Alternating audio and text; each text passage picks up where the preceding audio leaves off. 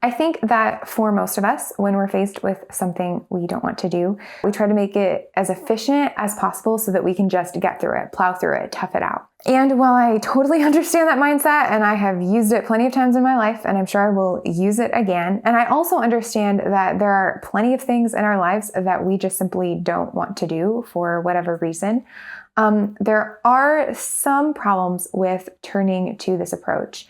3 problems to be exact. The first is that leaning into the oh, I'm lazy and I need to just do it. And the oh, if I just make it faster or more efficient, it won't be so bad mindset may fix the problem temporarily. It's not really a good long-term fix though, because you are tapping into attitudes about yourself and about the way that you spend your time and about the way that the world works that aren't really helpful long-term. The second is that it is really hard to summon up willpower when you are already exhausted or when you have already spent so much willpower during the day. We tend to view having willpower as a virtue, but the thing is that if you are constantly having to use it, it does make it harder to exercise it. At some point, your body or your mind or whatever just says, okay, you know what? I have had enough of doing things that scare me, that make me angry, that gross me out. I need a break. And it gets very hard to summon that willpower. And so you may still have a list of things that you need to do, but at some point you're not going to be able to do them. Third, there are some tasks you just can't make more efficient when you try to tough them out. At some point you've bought all the tools, you've tried all the methods, and you still have to do the thing that you are dreading. And in those cases, you realize the limits of this mindset where you can tough it out, but there's a certain point that you reach where that's really all you can do. You can't make it more efficient or go by any faster. And so today I'm going to be talking about a replacement for busyness and efficiency. Welcome back to my quest to help us rid ourselves of our addiction to efficiency, productivity, and busyness while still living lives we love and making a difference. This is Worthy Hours.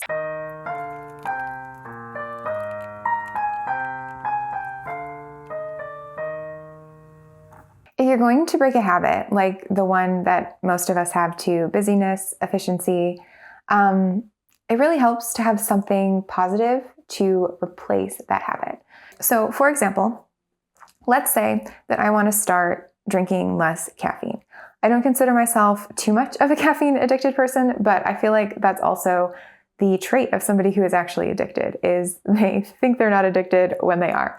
But anyway, so let's say that I want to start drinking less caffeine in the morning. This is actually pretty easy for me because every morning I drink a cup of tea. I'm not really a coffee drinker. So if I decided I wanted to break that habit, it'd be much easier for me to start drinking decaf or herbal tea in the morning at the same time than it would be for me to just quit drinking tea entirely. At some point, I would miss the tea and I would want to go back. But if I'm able to replace an old habit with a new, better habit, it's going to be much easier for me to keep. The same thing is true with basically any area in our lives when we have to do tasks that we don't really want to do. If making it as fast as possible and pushing through and toughing it out doesn't work, we tend to go to our other natural option, which is to procrastinate. We avoid the task or we skip it altogether, and then we actually feel worse about ourselves when we do that. We feel bad because we didn't do the task, we think we're lazy, and this sort of creates a negative feedback loop where we don't do the task, we feel bad about ourselves, and then that gives us even less ability to tough it out and have gumption and do the task. And so then we don't do the task again, and then we feel worse, and it just sort of spirals down. And we end up worse off than we were at the beginning. We have less energy to do things and less things that are done. But even if you can't increase the efficiency of a task and you can't increase your willpower, there is something that you can increase, and that is the joy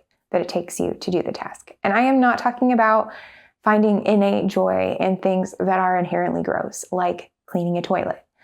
I am talking about doing things to make yourself hate it less and to actually find joy in that moment in something that is not the thing that you're doing, in order to make it less of an obstacle that you have to conquer and more something that is just a part of life. So this can look a lot of ways. I've put together some ideas, and so I'm just going to kind of go through them rapid fire. You could listen to music, to a podcast or an audiobook while you're doing it. If you're Julianne, I don't have access to that sort of stuff. You may, and you may just not know it. Spotify has free accounts for music. They also have some free audiobooks included if you have Spotify Premium. Podcasts are generally free. You can get them on Spotify. You can get them on iTunes. You can get them a lot of places. And then audiobooks, I don't think I've ever bought an audiobook outright. I could. Amazon has those available, but I've listened to a lot of them on digital services through my library.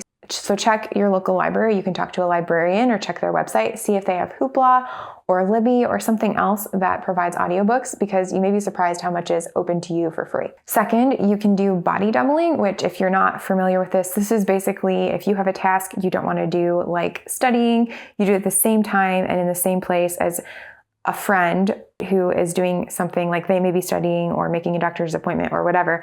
Like you're just doing tasks at the same time and in the same place. You're not necessarily doing the task together. So if this is something that you need to do, just ask somebody to be there while you're doing it, because even that can sort of make us more motivated to do the stuff. Third, you can narrate yourself like you're on a TV show. I got this idea from Casey Davis in How to Keep Health While Drowning, and I don't know if I should actually admit this because I'm kind of embarrassed about it.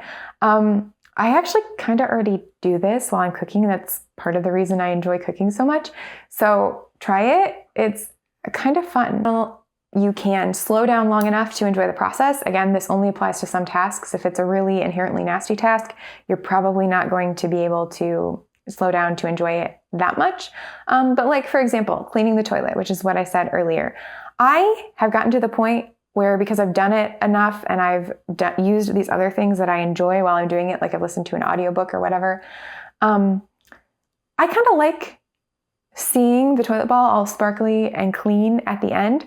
And so I think about that result that I want to get while I'm cleaning. Again, this doesn't really work for every task, and it may not work for you at first, but it's something to keep in mind in case it does. Next, you can reward yourself after you get something done, and you can think about the reward while doing it. Obviously, you probably don't want to do this for every single thing, but if it is something that you're really struggling with, there's no problem with saying, you know what, I'm going to reward myself, and then think about what you want the reward to be, or think about how nice it will be to have it while you're doing that task and getting it done. You can also change your surroundings. So sometimes for me, if I have a work project that I'm really struggling with, I will go outside and work on a nice day. If it's not a nice day, maybe I'll go to a coffee shop. And this has the added bonus of like, you're kind of body doubling with strangers. And I don't find that as effective as body doubling with a friend or with my husband or something. But it is kind of nice to just be in a different place doing the thing that you've been putting off. And then finally, you can also engage your senses. So that could be something as simple as opening a window while you work. It could mean like lighting a candle. It could mean brewing and drinking tea or something like that. It could mean turning on some ambient noise or lo-fi music, whatever you need to do to engage other senses and make the experience more enjoyable for you.